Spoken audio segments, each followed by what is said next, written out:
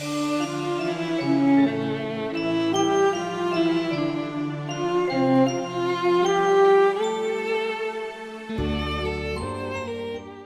and I were talking beforehand about your mother having this phenomenal task of raising 6 sons, and I asked you about the interaction between your parents and how they sort of manage this household with all of these children. All of you did something spectacular, and I know your brother Martin's life was cut short, but that he was an outstanding young man too, and then all of you went on to do really remarkable things. How did that happen? How is there no true black sheep of the family, or somebody who just wasn't interested in education or in working or in success? I think a lot of it had to do, obviously, with the parents. My father worked basically 3 jobs, and he was gone a lot, but that work ethic, I think, was all of us saw and realized that he was a great provider. My mother was a housewife and mother. She cooked every meal, very much involved with the religious community, and just did a lot of charity type things.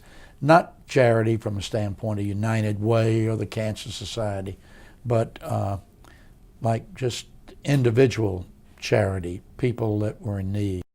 Oifen prepitschepkel brennt a Feier und in Stobis Häs dort sitzt der Rebinjo mit kleine Kinderle lernt Alef Bes dort sitzt der Rebinjo mit kleine Kinderle lernt Alef Bes. Oi sogche noch amol und ake noch amol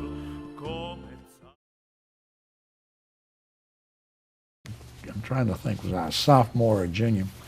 And my roommate told me, he said, I want you to meet this gorgeous Jewish girl, and she was. She was, yes. And so she had just started at the university.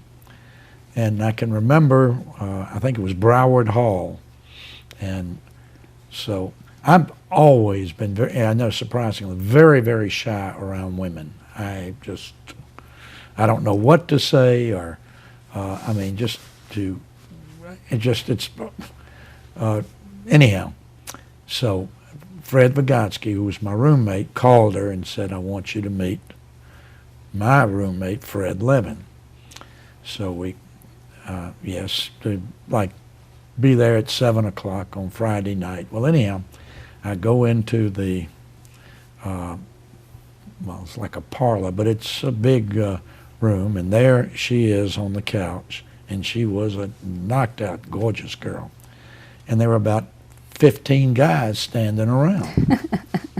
So you had competition right up front. Yeah, well, and I'm standing there, and I got my big old thick glasses on, and all these guys. You were a looker beyond all that. I mean, so finally, it finally got to a point where I was introduced to her.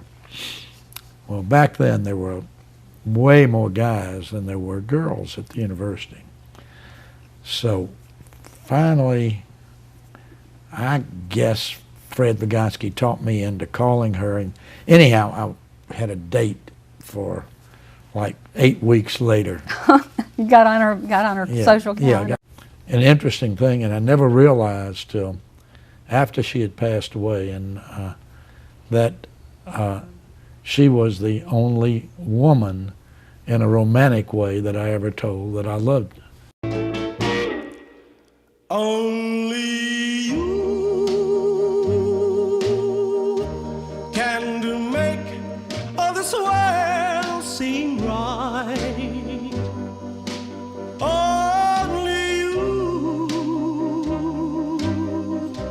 can make the darkness bright. Only you and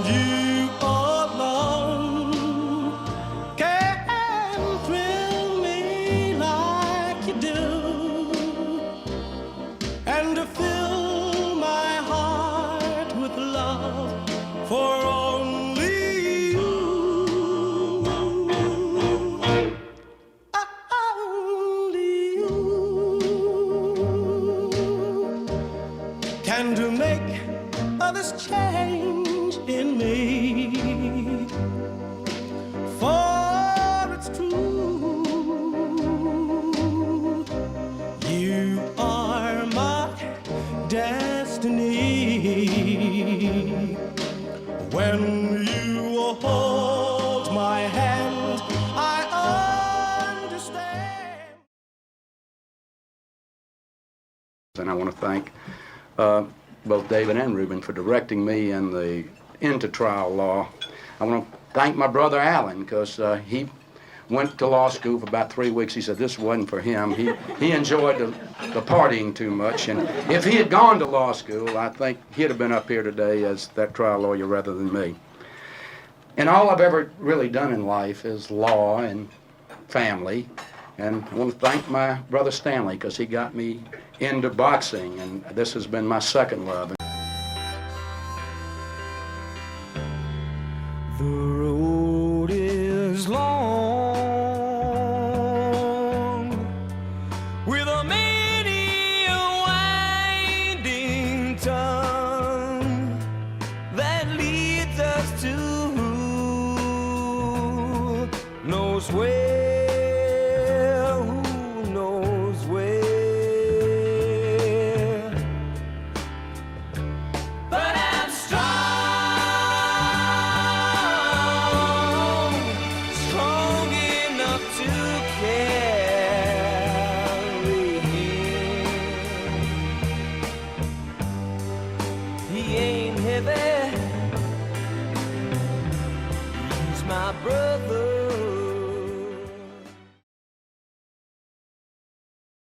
I certainly want to introduce to you 4 of the 5 most important people in my life, my children, Marcy and Debbie and Martin and Kim, and Marcy's husband is here, Ross. I'm so proud of them. They've been a joy. 4 children, they've had 8 degrees, 2 MBAs, 2 law degrees, 2 of them in public school, president of their high school student body. 1 was the vice president of the state Student Government Association. They've lived their life the way their mother and I wanted them to live a life. And when I say proud of them, I'm talking about where the teachers would call, or you go to a store and somebody tell you what class acts your children are, and how they just great kids. Having my baby, what a lovely way of saying what you're thinking of me. I can see it, your face is glowing. I can see it in your eyes. I'm happy in knowing that you're having my baby. You're the woman I love, and I love what it's doing to you. Having my baby. You're a woman in love, and I love what's going through you. The need inside you, I see it showing. Oh, the seed inside you, baby, do you feel it growing? Are you happy in knowing that you're having my baby? I'm a woman in love, and I love what it's doing to me. Having my baby. I'm a woman in love, and I love what's going through me. Didn't have to keep it, wouldn't put you through it. You could have swept it from your life, but you wouldn't do it. No, you wouldn't do it. And you're having my baby. I'm a woman in love, and I love. I mean, I had to go to summer school at the University of Florida to make a 2.0 to get out to go to law school. Did I read somewhere the dean of the law school told you when you went on break, don't worry about coming back? Yeah. I went to, unfortunately, my younger brother had leukemia. He was dying, and I had to go see the dean to get out, actually to come home. And he looked over there and he said, "Mr. Levin, you just as well not come back, because you'll never make it." I've paid my dues.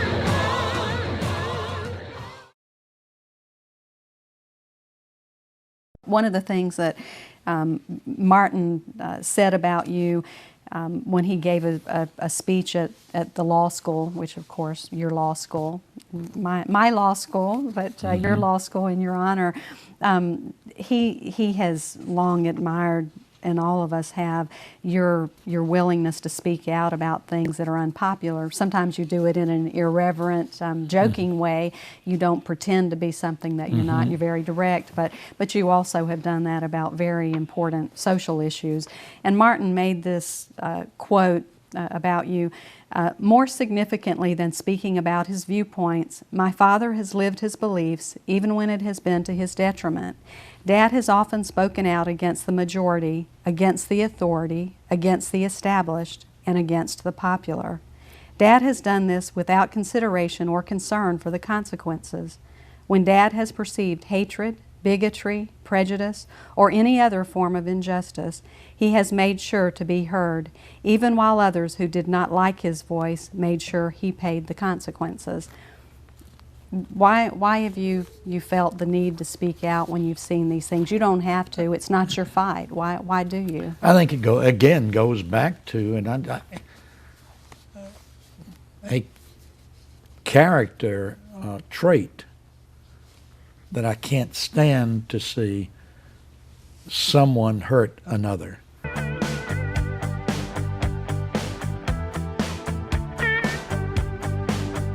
Well, I won't back down. No, I won't back down. You can stand me up at the gates of hell, but I won't back down. No, I'll stand my ground. Won't be turned around. And I'll keep this world from dragging me down. Gonna stand my ground. And I won't back down. Hey, baby, there ain't no easy way out. Hey, I will stand my ground, and I won't back down. Little princess is walking down the streets of Israel, and everybody's saying, "Hooray for the princess! Hooray for the princess!" But then all of a sudden, coming out of the woods was the beast. And the beast grabbed the cobra and starts beating up on the cobra. But who do you think will come save him? Where's the wolf? Stinky the wolf. Minding his own business. And he's watching the princess and cobra get beat up. And he says, "I'm just a cobra."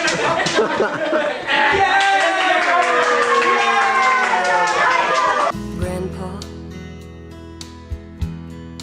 tell me about the good old days. Sometimes it feels like this world's gone crazy. Grandpa, take me back to yesterday, when the line between right and wrong didn't seem so hazy.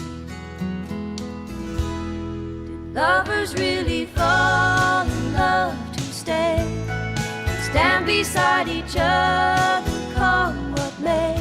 Is promise really something people kept, not just something they would say? Families really bow their heads to pray.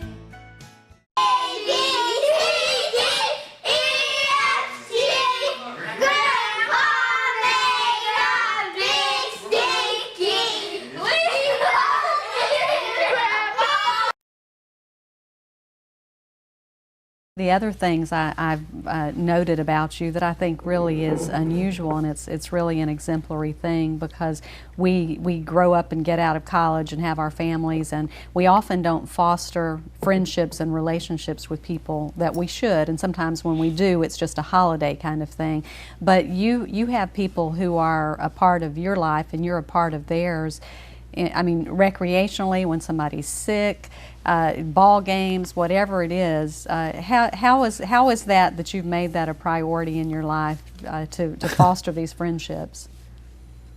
I don't know. I I look back. Here it is, 75 years, and I look back and I realize I have so much difficulty. I would have been a horrible woman. I can't say no. I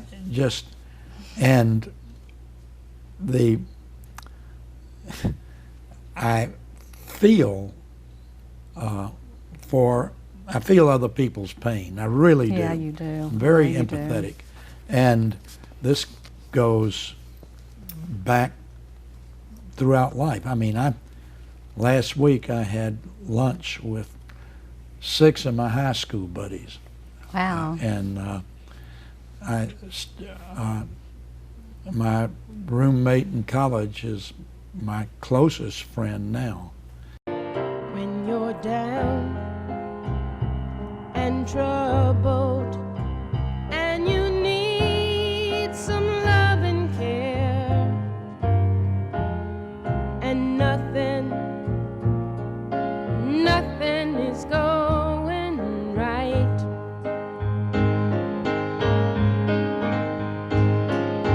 close your eyes and think of me, and soon I will be there to brighten up even your darkest night. You just call out my name, and you know wherever I am, I'll come running to see you again.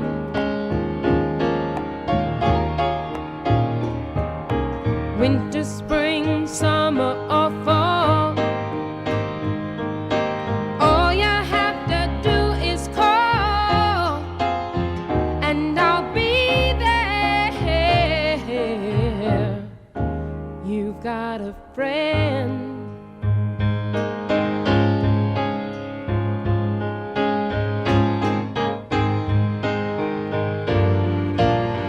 If the sky above you grows dark and full of clouds, and that old north wind begins to blow,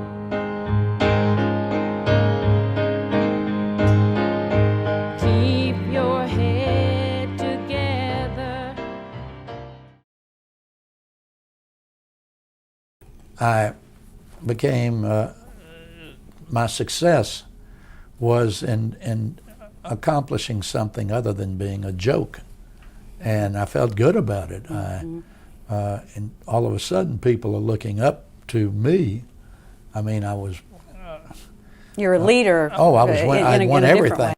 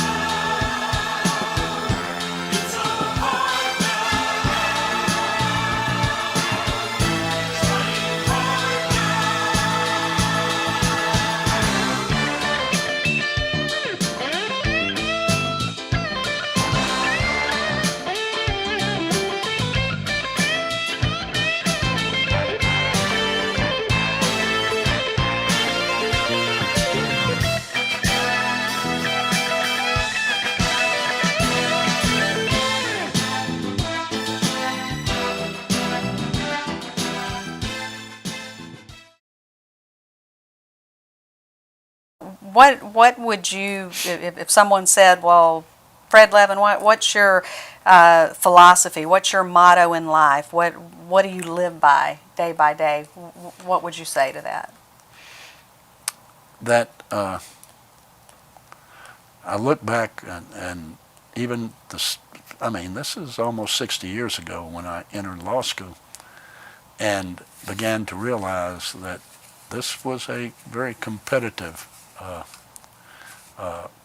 environment. And that has been pretty much the same for the 55 years that I've gone since the practice of law. There was something I read that pretty much sums us all up. And it was, the guy was saying that I'm going to outwork you. He's talking to, and he said, I'm going to outwork you, period. You may be smarter than me. You may have more talent than me. You may be better looking than me. But let's both get on a treadmill. And he said, you're going to get off first. Or if you don't, I'm going to die. Which pretty well sums it up, that I would, I would rather die than lose.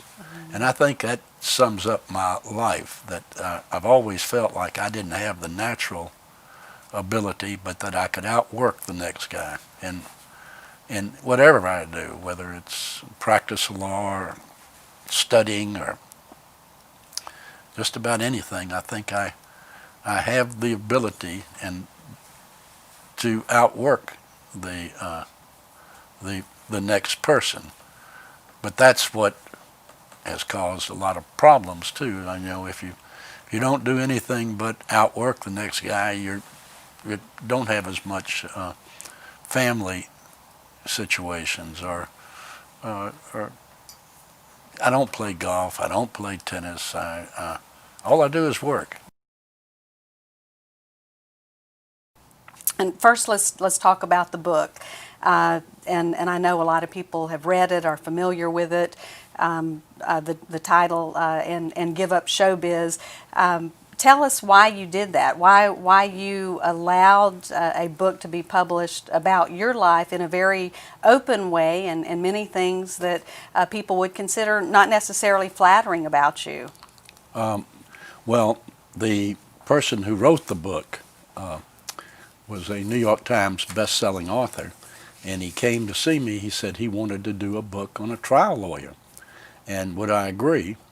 And the reason I did it was I figured that many years from now that my grandchildren, great-grandchildren, great-great-grandchildren will know that what I was. And so I agreed to do it, and he said on the condition that there was nothing held back. And so that's how it came about.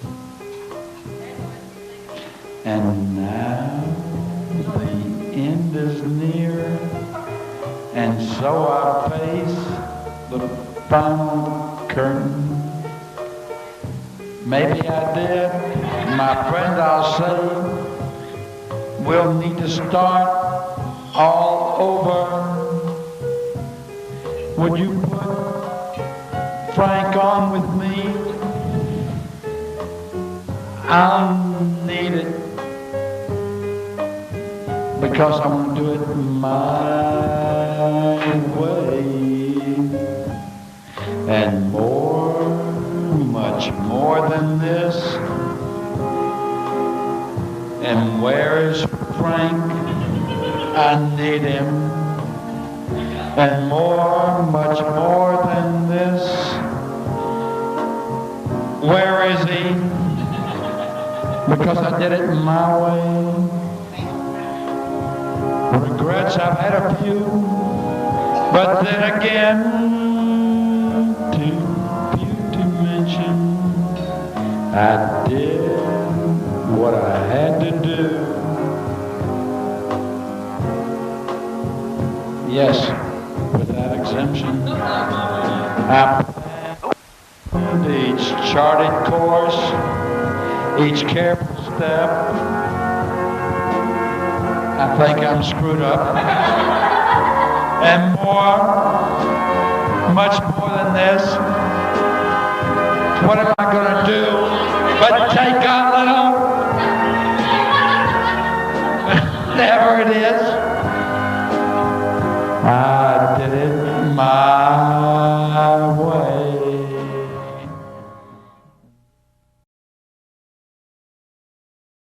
If you were having this film viewed by your great-grandchildren one day, and you wanted to impart some message to them about your life and some advice to them, you talked about preparation and those things, but what would you say to your great-grandchildren one day about you that you want them to carry with them and make a part of their lives?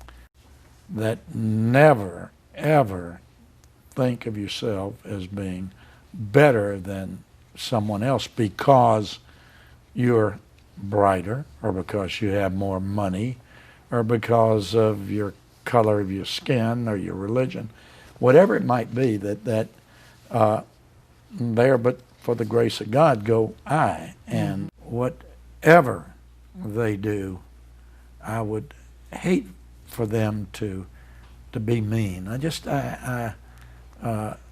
Toward animals or toward people or toward people, for them to look down on anybody, it would be just, to me, that's the worst thing anybody can do. I can tell them that I really have enjoyed life, and by working as hard as I do, by the accolades, by the things that I've accumulated, and yes, but it may not be. It may be that they want to spend more time, which I did not do. I did not spend the time with the children nor the wife that I look back and realize that I missed out and they missed out. But I think if you ask each of them, other than Marilyn, they financially I have provided for them so that they don't have that major problem that does cause problems in divorce, or the children are not able to go to the school they want to, or buy the car they want to, or things of that nature.